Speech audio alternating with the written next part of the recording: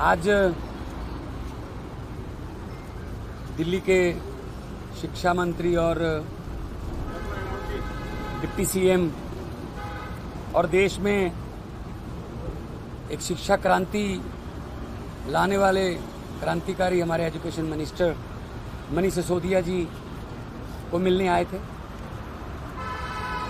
तो लगभग 1.5 साल वो तानाशाही का शिकार हुए और जेल में रह के आए हैं। जब उनके खिलाफ कुछ मिला नहीं तो हमें राहत मिली और न्यायालय से न्याय मिला, आखिर सच्चाई की जीत हुई। तो उनको मिलने आया था और उनकी तंदुरुस्ती की अरदास करते हैं कि वो फिर आके दोबारा दिल्ली के लोगों की, खास तौर पे एजुकेशन में बच्चों का पढ़ाई और एजुकेशन में दिल्ली के बच्चों का और फ्यूचर ब्राइट बनाने के लिए काम पे फिर लग जाएंगे। क्योंकि हम लोग कुछ ज़्यादा जश्न मनाने वाले लोग नहीं हैं, क्योंकि सिस्टम को ठीक करना है। जिस दिन सारा सिस्टम देश का ठीक हो गया उस दिन जश्न मना लेंगे। आज अरविंद केजरीवाल जी का जन्मदिन भी है, तो सुनीता केजरीवाल जी को भी मिला और हमें उम्मीद है कि जैसे संजय सिंह जी और मनीष सिसोदिया जी इनकी तानाशाही की, अहंकार की दीवारों को तोड़कर न्यायालय में जाकर सच्चाई की जीत हासिल करके बाहर आए हैं। आने वाले कुछ दिनों में ही आपके इन्हीं कैमरों के जरिए हम अरविंद केजरीवाल जी को भी बाहर आते हुए देखेंगे। क्योंकि इनके पास कुछ नहीं है, इनके पास सिर्फ झूठे पर्चे हैं। एक पर्चे से निकलता दूसरे में डाल देते हैं, सिर्फ ये कि दिल्ली का मुख्यमंत्री जेल में रहे। तो और उसके बाद जेल में नेताओं को, जेल में सत्येंद्र जैन जी को, संजय सिंह जी को, मनीष जी को, अरविंद जी को जेल में करके उसके बाद इन्होंने कोशिश की, बीजेपी ने, जो इनकी आदत है कि पार्टी को तोड़ दें कहीं ना किसी तरीके से, लालच दे लें किसी को, या किसी को वैसे ही डरा लें कि अब कुछ नहीं होगा जी, पार्टी बिखर गई, ये वो। तो मुझे ये बताते हुए खुशी हो रही है, उस संकट के समय में हमारी पार्टी बिल्कुल नहीं टूटी और कोई दरार नहीं है पार्टी में, कोई किसी किस्म का ग्रुपिज्म नहीं है, कुछ नहीं है। इन्होंने अफवाहें बहुत फैलाई, परसेप्शन बनाने की कोशिश की, झूठा प्रचार किया कि शायद अरविंद केजरीवाल मनीष सिसोदिया का नाम ले देंगे, शायद मनीष सिसोदिया अरविंद केजरीवाल का नाम ले देंगे। इससे मतलब झूठा प्रचार करते रहे। लेकिन हम किसी और मिट्टी के बने हुए हैं, हम नॉन पीढ़ी के बैकग्राउंड से आए हुए लोग हैं। हमारे वो टांगे खींचने वाला कल्चर या एक दूसरे को नीचे दिखाने वाला कल्चर नहीं है।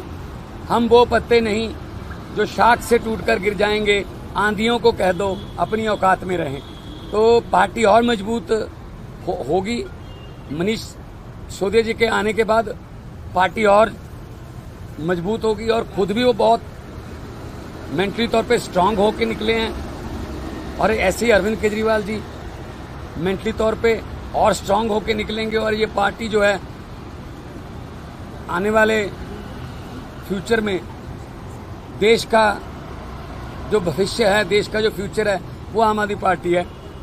पंजाब और हरियाणा में हम जिस ईमानदारी से और जिस शिद्दत से काम कर रहे हैं और लोग उन कामों को रजिस्टर भी कर रहे हैं, शाबाशी दे रहे हैं, तो चाहे वो एजुकेशन के फील्ड में हो, बिजली के फील्ड में हो, हेल्थ के फील्ड में हो, इंफ्रास्ट्रक्चर के फील्ड में हो, तो हम काम ऐसे करते रहेंगे। और भले ही हमारे जो है पंजाब स्टेट के जो हक बनता है, बहुत से पैसा इन्होंने रोका हुआ है, चाहे वो आरडीएफ का हो, चाहे एनएचएम का हो, चाहे और डिपार्टमेंट का हो। लेकिन हम पंजाब वाले हैं। देखो, पंजाब ने लीड किया था आज़ादी में भी, पंजाब ने लीड किया था हरी क्रांति में भी। तो पंजाब अपने पाँव पे खुद खड़ा होना जानता है और पंजाबी पूरी दुनिया में कामयाब हैं, सफल हैं। तो ये हमारे पैसे रोक के शायद ये जताना चाहते हैं कि पंजाब सरकार झुक जाएगी। हम कोई भीख थोड़ी मांग रहे हैं, हम अपना हक मांग रहे हैं और हक जो है वो पंजाबियों को लेना आता है। तो आने वाले दिनों में और भी बड़े बड़े प्रोजेक्ट पंजाब के जनता की भलाई में आपको सुनने देखने को मिलेंगे। कोई क्वेश्चन हो तो बता दें।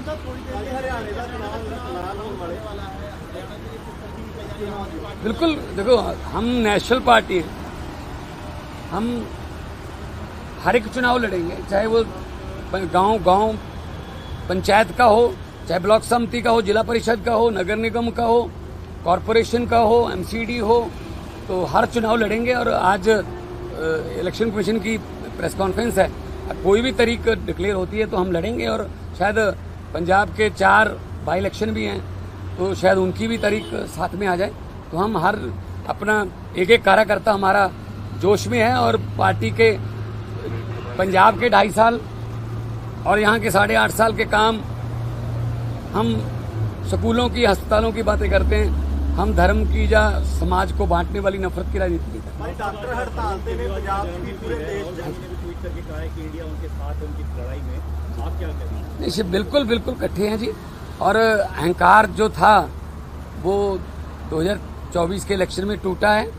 अब वो वाली बात नहीं रही जिस तरीके से पहले काम करते थे कि हम तो शायद खुदा हो गए, हम तो भगवान बन गए, जो मुंह से बोलते हैं वो कानून होता है। वो वाली बात नहीं है, लोकतंत्र ने सिखा दिया।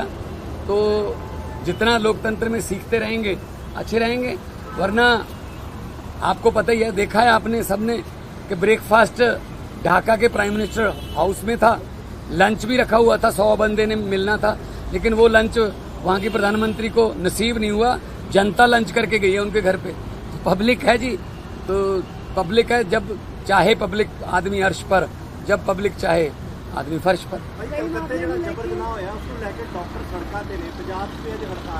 नहीं, देखो बहुत मंदभागी घटना है और इस जमाने 'ਚ इस तरह की घटना होनी नहीं चाहिए। सीबीआई ਨੂੰ केस दे दिता गया ਤੇ डॉक्टर ਜਿਹੜੇ ਨੇ ਉਹਨਾਂ ਨੇ ਆਪਣੀ ਜਿਹੜਾ एकता भी दिखाई है और ਨਾਲ ਉਹਨਾਂ ਨੇ ਕਿਹਾ ਕਿ ਐਮਰਜੈਂਸੀ ਸਰਵਿਸ ਚੱਲਦੀਆਂ ਰਹਿਣਗੀਆਂ। ਡਾਕਟਰ ਦਾ ਜਿਹੜਾ ਸਾਡੇ ਸਮਾਜ ਦੇ ਵਿੱਚ ਡਾਕਟਰ ਦਾ ਰੁਤਬਾ ਰੱਬ ਤੋਂ ਬਾਅਦ ਦੂਜਾ ਹੈ, ਨਾਮ ਹੈ ਡਾਕਟਰ ਦਾ। ਸੋ ਇਸ ਤਰ੍ਹਾਂ ਦੀਆਂ ਘਟਨਾਵਾਂ ਦੀ ਨਿੰਦਾ ਹੋਣੀ ਚਾਹੀਦੀ ਹੈ ਔਰ ਫਿਊਚਰ 'ਚ ਇਹ ਨਾ ਹੋਣ, ਇਹਦੇ ਲਈ स्पेशल कोई ना कोई कानून या कोई प्रोटेक्शन का जो बनना चाहिए। तो कल 24 घंटे के लिए डॉक्टर्स ने इमरजेंसी सेवाएं भी बंद करने के लिए कहा है। 24 घंटे तक वो लोग हड़ताल करेंगे। देखिए डॉक्टर को भगवान का दर्जा दिया जाता है, दूसरा नाम भगवान के बाद डॉक्टर का है। मुझे नहीं लगता कोई ऐसा कदम उठाएंगे वो, क्योंकि केस बहुत ही निंदनीय है। मतलब इस जमाने में ऐसा होना, तो सीबीआई को केस दे दिया गया है और मुझे लगता है कि सीबीआई जल्दी इसका निपटारा करके दोषी जल्दी जेल में होने चाहिए और फ्यूचर में ऐसी घटना ना हो। इसके लिए चाहे मिल बैठ के काम करना हो, चाहे सेंटर में कोई फेडरल गवर्नमेंट अगर कोई कानून बनाती है तो उसका हम स्वागत करते हैं।